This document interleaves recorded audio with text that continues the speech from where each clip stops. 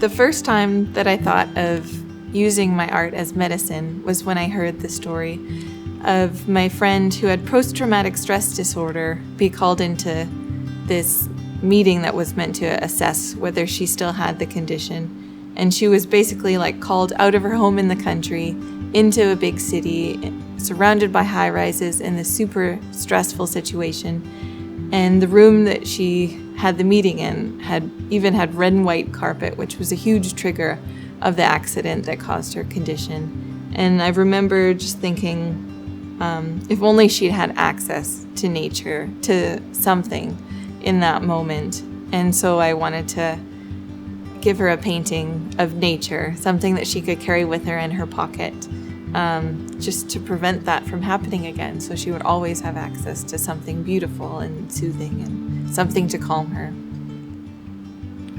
When I first started researching and thinking more about how we relate to small objects, how we relate to tiny objects, as opposed to large pieces of art, they require focus, and that's part of why I think they function really great, because you have to sort of zoom in and tune everything out.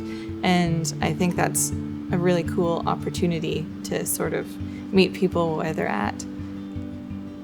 What I really love about this project is it's a tangible way to help people who are struggling with something internally. Often, if you're seeing someone struggle with depression, it feels like there's this huge barrier, and how do you get into what they're experiencing?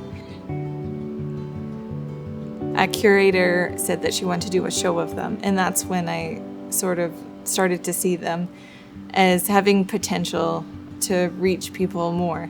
And I began posting pictures of them on Instagram and using hashtags of depression and anxiety, rather than talking about what they are, but using them to reach people that I thought could use them or be encouraged by them.